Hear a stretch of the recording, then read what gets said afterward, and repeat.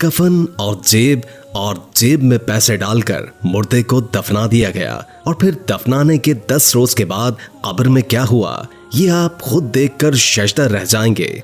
आज का वाकया निहायत दिलचस्प है, इसलिए वीडियो को मुकम्मल देखिएगा। दोस्तों, एक साहब कहते हैं कि मैं एक बार मज़ार पर गया और सलाम अर्ज करने के लिए हाजिर हुआ। फातिहा के बाद जब लौटने लगा तो एक शख्स पर मेरी नजर पड़ी जो मशगूल दुआ था। मैं ठिठक कर वहीं खड़ा हो गया। उस शख्स का बदन इंतहाई कमजोर था और चेहरे पर उदासी छाई हुई थी। मेरे चौंक कर खड़े होने की वजह यह थी कि उसके गले में पानी का एक डोल लटका हुआ था जिसमें उसने अपने दोनों हाथ डुबो रखे थे। उसके चेहरे को बगौर देखा तो कुछ आशनाई महसूस हुई। मैं उसके फारिग होने का इंतजार करने लगा। जब उसने दुआ खत्म की तो मैंने उस शख्स को सलाम किया। उसने सलाम का जवाब देकर मेरी तरफ बगौर देखा और मुझे पहचान लिया। लम्हे भर के लिए उसके सूखे हुए होठों पर फीकी सी मुस्कुराहट आई और फौरन खत्म हो गई। फिर हस्बे साबिक वो उदास हो गया। मैंने उससे गले में पानी का डोल लटकाने और उसमें दोनों हाथों को इसमें डुबोने का सबब दरियाफ्त किया। उस पर उसने एक आह भरी और कहने लगा, मेरी एक छोटी सी परचून की दुकान है।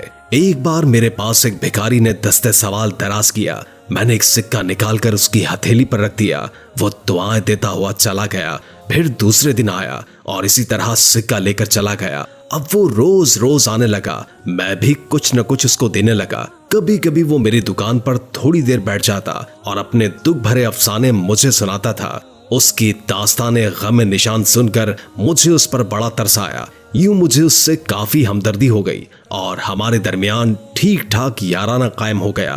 दिन गुजरते रहे। एक बार खिलाफ मामूल वो कई रोज तक ना आया। मुझे उसकी फिक्र हुई कि हो न हो वो बेचारा बीमार हो गया है, वरना इतने नागे तो उसने आज तक कभी नहीं किए। मैंने उसका मकान तो देखा नहीं था, अलबत्ता इतना जरूर मालूम था कि वो शहर के बाहर वीराने में एक झोपड़े में तन्हा रहता है। तो मैं तलाश करता हुआ बिलाखिर उसकी झोपड़ी तक पहुंच ही गया। जब अंदर दाखिल हुआ तो देखा कि हर तरफ पुराने चीथड़े बिखरे पड़े हैं। एक तरफ चंद टूटे फूटे बर्तन रखे हैं। अलगरस दरो दीवार गुर्बत और अफलास के अफसाने सुना रहे थे।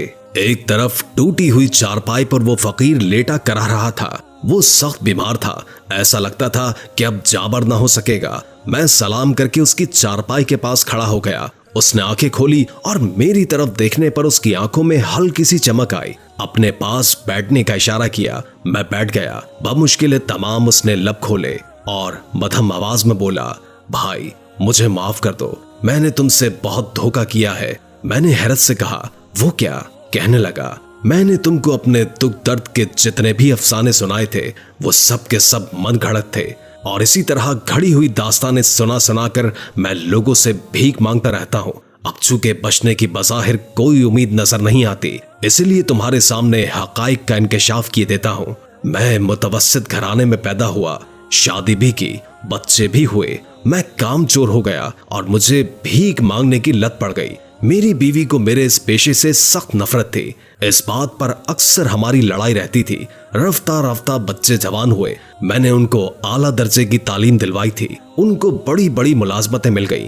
अब वो भी मुझ पर खफा होने लगे। उनका इसरार था कि मैं भीख मांगना छोड़ दूं, लेकिन मैं आदत से मजबूर था। मुझे दौलत से बेहद प्यार था और बगैर मेहनत की आई हुई दौलत को मैं छोड़ना नहीं चाहता था। आखिरकार हमारा इख्तलाफ बढ़ता गया और मैंने अपने ही बीवी बच्चों को खैराबाद कहकर इस वीराने में झोपड़ी बांध ली।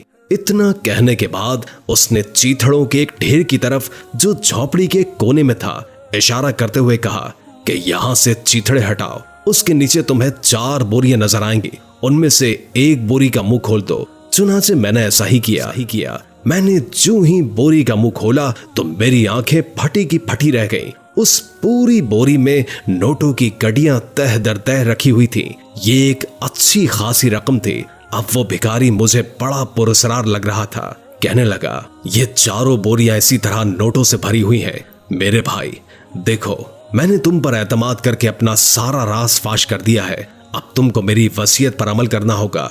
करोगे ना? मैंने हामी भर ली तो कहने लगा, देखो मैंने इस दौलत से बड़ा प्यार किया है, इसी की खातिर अपना भरा घर उजाड़ा, न कभी अच्छा खाया न उम्दा लिबास पहना, बस इसको देख देख कर खुश होता रहा। अब थोड़ा रुक कर कहा, जरा नोटों की चंद गड्डियां तो उठा कर लाओ कि इन्हें थोड़ा प्यार कर लूं। मैंने बोरी में से चंद गड्डियां निकालकर उसकी तरफ बढ़ा दी। उसकी आंखों में एकदम चमक आ गई। उसने अपने कांपते हुए हाथों से उन्हें ले लिया और अपने सीने पर रख दिया और बारी बारी चूमने लगा। हर एक गड्डी को चूमता और आंखों से लगाता जाता और कहता जाता कि मेरी वसीयत बड़ी खास वसीयत है और इसको तुम्हें पूरा करना ही पड़ेगा। और वो ये है कि मेरी जिंदगी भर की पूंजी यानी चारों नोटों की बोरियों को तुम्हें किसी भी तरह मेरे साथ दफन करना होगा।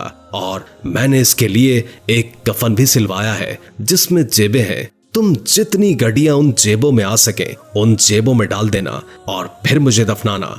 ये अजीब वसीयत सुनकर मैं हैरान हुआ, लेकिन मैंने वादा कर लिया। वो इंतहाई हसरत के साथ नोटों को चूम रहा था कि अचानक उसके हलक से एक खौफनाक चीख निकली। मैं खौफ के मारे थर थर कांपने लगा।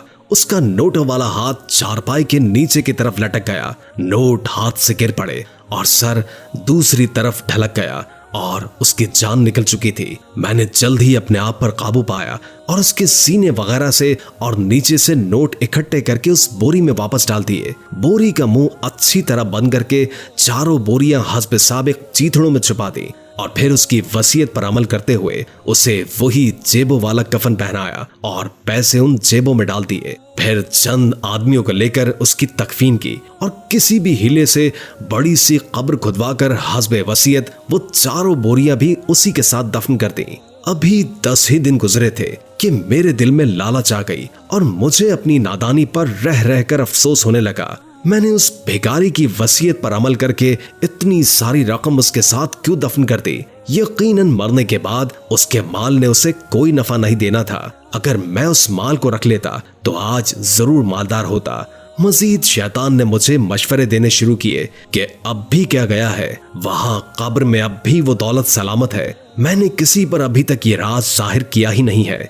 हीला करके मैंने तो बोरियां दफन की हैं, वो अब भी कब्र में मौजूद होंगी। शैतान के इस मशवरे ने मुझे कुछ ढारस पैदा की और मैंने अज़्म कर लिया, कुछ भी हो जाए मैं वो नोटों की बोरियां जरूर हासिल करूंगा। अगली रात कुदाल वगैरह लेकर मैं कब्रिस्तान पहुंच गया। अब मैं उस कब्र के पास खड़ा था। हर तरफ सन्नाटा और खौफनाक खामोशी छाई हुई थी। मेरा दिल किसी नामालूम खौफ के सबब जोर जोर से धड़क रहा था और मैं पसीने में शराबोर हो रहा था। आखिरकार सारी हिम्मत जमा करके मैंने उसकी कब्र पर कुदाल चला ही दी। 2-3 कुदाल चलाने के बाद मेरा खौफ तकरीबन जाता रहा। थोड़ी देर की मेहनत के बाद मैं उसमें एक मुनासिब सा शिगाफ करने में कामयाब हो गया। अब हाथ अंदर बढ़ाने ही की देर थी, लेकिन फिर मेरी हिम्मत जवाब देने लगी। खौफ और दहशत के सबब मेरा सारा वजूद थर थर कांपने लगा। तरह तरह के डरावने ख्यालात ने मुझ पर गलबा पाना शुरू किया। जमीर भी चिल्ला चिल्ला कर कह रहा था कि लौट चलो और माले हराम से अपनी आखिबत को बर्बाद मत करो। लेकिन बिलाखिर हिर्सो मता गालिब आई और मालदार होने के सुनहरे ख्वाब ने एक बार फिर ढारस बंधाई कि अब थोड़ी सी हिम्मत कर लो, मंजिल मुराद हाथ में है। दौलत के नशे ने मुझे अंजाम से बिल्कुल गाफिल कर दिया और मैंने अपने हाथ कब्र के शिगाफ में दाखिल कर दिए। मैं अभी टटोल ही रहा था कि मेरे दोनों हाथों में आग लग गई और कब्र से एकदम कुत्ते के भौंकने की आवाज आई। मुझे ऐसा लगा कि मेरे हाथों को कुत्ते ने झपट्टा मारा है। दर्द से मेरे मुंह से एक जोरदार चीख निकल गई और कब्रिस्तान के सन्नाटे में गुम हो गई। एकदम अपने हाथ कब्र से बाहर निकाले और सर पर पांव रखकर भाग खड़ा हुआ। मेरे हाथ पूरी तरह झुलस चुके थे और मुझे सख्त जलन हो रही थी। मैंने खूब रो रो कर बारगाहे खुदाबंदी में तौबा की। मेरे हाथ की जलन न गई। अब तक बेशुमार डॉक्टरों और हकीमों से इलाज भी करवा चुका हूँ, लेकिन हाथ की जलन नहीं जाती। हाँ, हाथों को पानी में डुबोने से आराम मिलता है, इसीलिए हर वक्त अपना दायां हाथ पानी में रखता हूँ। उस शख्स की ये रिक्कत अंगेज दास्तान सुनकर मेरा दिल एकदम दुनिया से उचाट हो गया। दुनिया की दौलत से मुझे नफरत हो गई और बेसाख्ता कुरान मजीद की ये आयत मुझे याद आ गई। कितना गाफिल कर रखा है माल की ज्यादा तलब ने, यहाँ तक कि तुमने कब्रों का मुंह देखा। प्यारे दोस्तों, आपने देखा कि माल ने किस तरह तबाही मचाई। भिखारी अपने मामले में हराम को चुनते चुनते मर गया और उसका दोस्त इस माले हराम को हासिल करने गया तो मुसीबत में पड़ा। अल्लाह से दुआ है कि अल्लाह हमें हराम माल और दौलत की लालच से महफूज रखे। आमीन सुम्मा आमीन। अल्लाह हम सबको ईमान की रोशनी में लाए और हमारा खात्मा बिल ईमान करे। आमीन। वीडियो के आखिर में एक बार दुरूद शरीफ पढ़ना मत भूलिएगा। उम्मीद है कि आज की ये वीडियो आपको काफी मालूमाती लगी होगी और इससे बहुत कुछ जानने को मिला होगा। अगर वीडियो अच्छी लगे तो लाइक करके हमारे चैनल को सब्सक्राइब कर दें और कमेंट बॉक्स में कमेंट करके अपनी आरा से भी आगाह कीजिए और बेल आइकॉन को क्लिक कर दें ताकि हमारी नई आने वाली वीडियोस का आपको पता चलता रहे। अगर जिंदगी रही तो एक और वीडियो के साथ इंशाअल्लाह हाजिर होंगे। अभी हमें इजाजत दीजिए। अल्लाह हाफिज।